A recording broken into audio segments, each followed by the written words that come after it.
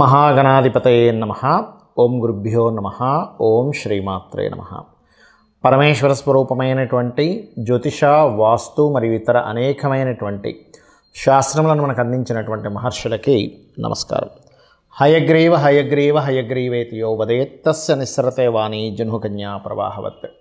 అరుణాం కరుణాతరంగితాక్షీం ధృతపాశాంకుశపుష్పబాణచాపాం అనిమాదిభిరావృతాం మయూకైః అహమిత్యేవ విభావయే భవానీం. శ్రీమాత్రే నమః.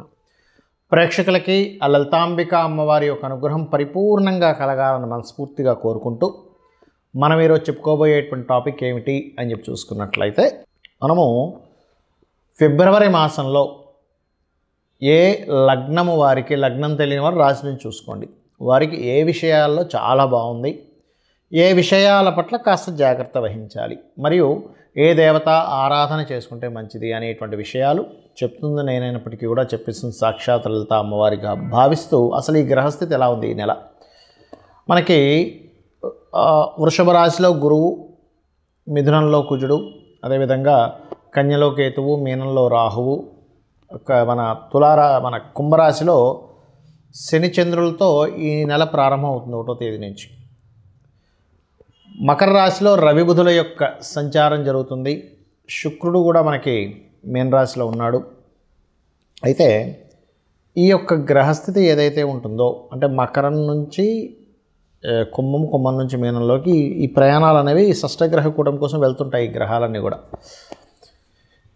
ఈ యొక్క గ్రహస్థితి ముఖ్యంగా ఏ లగ్నము వారికి ఎటువంటి మంచి ఫలితాలు ఇస్తుంది, ఏ జాగ్రత్తలు, ఏ దేవతారాధన అనేటువంటి మనం ఇప్పుడు తెలుసుకుందాం. ధనుర్లగ్నము, ధనస్సు రాశి. ధనస్సు వారికి కనుక చూసుకున్నట్లయితే ప్రస్తుతం కొంత కాంపిటేటర్ రిలేటెడ్ సంబంధించిన విషయాల్లో కొంత అసంతృప్తి, అంటే ఒక్కోసారి మనం అయ్యో అనవసరంగా వీళ్ళతో మనకి విభేదాలు వస్తున్నాయంటే, కాంపిటీషన్ వస్తుంది అనేటువంటి ఒక చిన్న అసంతృప్తి అనేటువంటి మీకు వస్తూ ఉంటుంది. కాకపోతే ఇక్కడ మీరు ఏదైతే గతంలో ఒక వాహనం కానివ్వండి, ఆభరణం కానివ్వండి, గృహం కానివ్వండి కొనుగోలు చేద్దాం అనుకుంటుంటారో అది మీకు సిద్ధిస్తుంది. ఇక్కడ రియల్ ఎస్టేట్ రంగాల్లో ఉండేటువంటి వారికి, ఫ్యాషన్ రంగాల్లో ఉండేటువంటి వారికి, బ్యూటీ రంగాల్లో ఉండేటువంటి వారికి, కన్స్ట్రక్షన్ రంగాల్లో ఉండేటువంటి వారికి చక్కటి యోగం అయితే ఉంది, అందులో ఎటువంటి సందేహం లేదు. కాకపోతే పార్ట్నర్షిప్స్ చేసుకునేటువంటి విషయాల పట్ల, పార్ట్నర్షిప్ అగ్రిమెంట్స్ రాసుకునేటువంటి అంశాల్లో ఖచ్చితంగా జాగ్రత్తగా ఉండండి.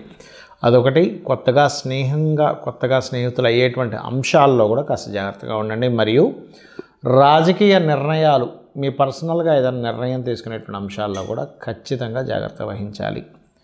లోన్స్ మూలంగా ధనం లభించడము ఇవి ఖచ్చితంగా జరుగుతాయి. కాకపోతే 1, 2 తేదీలు మాత్రం మీరు ఏదైనా అగ్రిమెంట్స్ రాసుకునేటప్పుడు కాస్త జాగ్రత్తగా ఉండండి.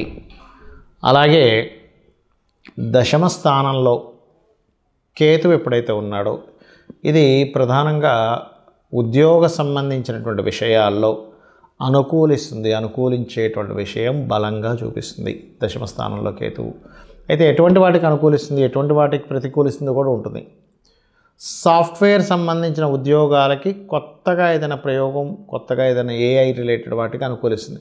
కానీ మిగతా వారికి దశమ కేతువు ఉద్యోగంలో సాటిస్ఫాక్షన్ లేకపోవడము, మారిపోవాలనిపించడము, ఉద్యోగంలో సడన్గా మీరు మారిపోవడం కానీ వాళ్ళు మార్చడం కానీ జరుగుతూ ఉంటుంది. అయితే ఇందులో ఎవరికైనా ఉద్యోగ సంబంధించిన విషయంలో ఎక్కడో ఇన్సెక్యూరిటీ ఉన్నట్లయితే ఓం కామేశ్వర ముఖాలోక కల్పిత శ్రీ గణేశ్వరాయ నమః మరియు ఓం మాణిక్య మకుటాకార జానుద్వయ విరాజితాయ నమః అని నామస్మరణ చేయండి. ఖచ్చితంగా మీకు బాగుంటుంది.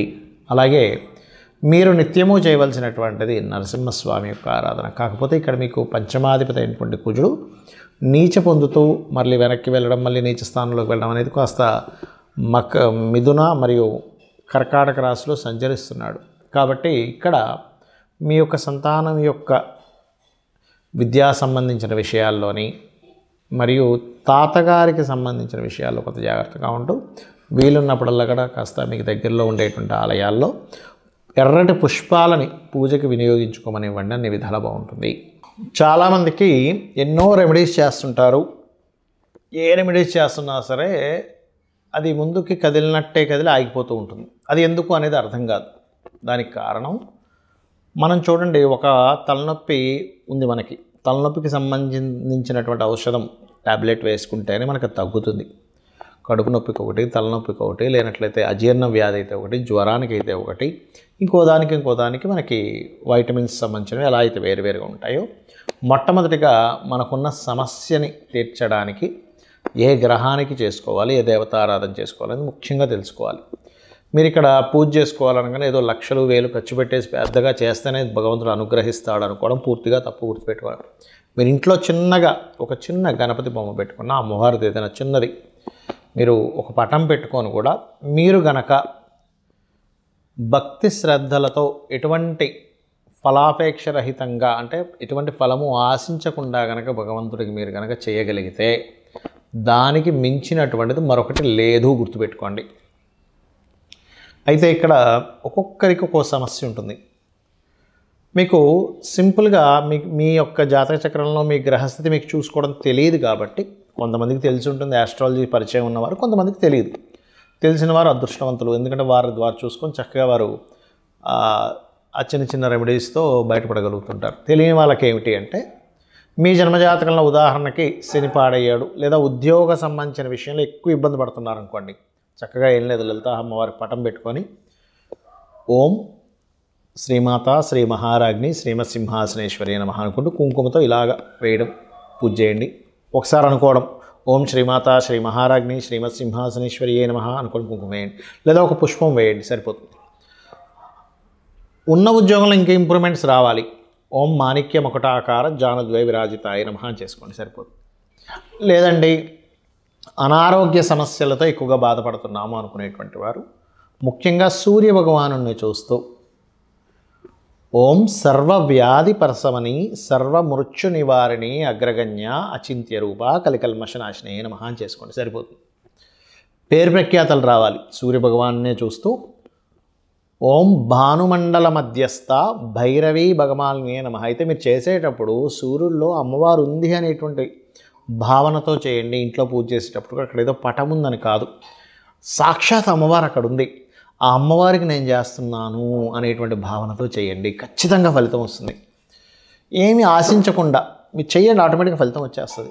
పంచోపచార పూజ అంటుంటారు, తెలుసు కదా, గంధము, పుష్పము, దీపము, ధూపము, నైవేద్యము, ఏ నైవేద్యమైనా పెట్టచ్చు. గుర్తుపెట్టుకోండి, ఇదే పెట్టాలి ఇది పెట్టకూడదు అనేది ఏమీ లేదు. మీ భక్తి శ్రద్ధలతో శ్రీకృష్ణ పరమాత్మ చెప్పాడు ఏంటి, మీరు ఫలాపేక్ష రహితంగా ఫలమైనను పుష్పమైనను పత్రమైనను ఉదకమైనను మీరు ఏది సమర్పించినా కూడా నేను ప్రీతితో స్వీకరిస్తున్నాను అన్నాడు ఆయన. కాబట్టి అలా పెట్టండి, ఖచ్చితంగా తీసుకుంటాడు స్వామి. మరి అదేవిధంగా మరి కొంతమందికి వివాహం అవ్వదు, అలాంటి వారు తెల్లటి పుష్పాలు ఎర్రటి పుష్పాలు తీసుకొని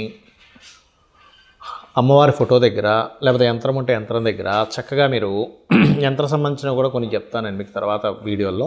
అక్కడ చక్కగా ఏం చేస్తారంటే మీరు ఒక్కొక్క పువ్వు వేస్తూ ఓం కామేశబద్ధ మాంగళ్య సూత్రశోభిత కందరాయే నమః అనుకుంటూ చేయండి.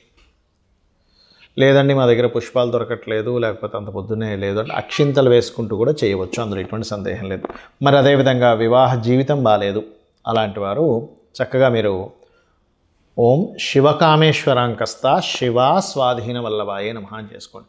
లేదంటే బిజినెస్లో మేము రాణించలేకపోతున్నాము, అటువంటి వారు ఓం ఇంద్రగోప పరిక్షిప్త స్మరతూనా భజంగికాయై నమః. ఫైనాన్షియల్ గ్రోత్ రావాలి, ఓం సంపత్కరీ సమారూఢ సింధుర వ్రజ సేవితాయే నమః.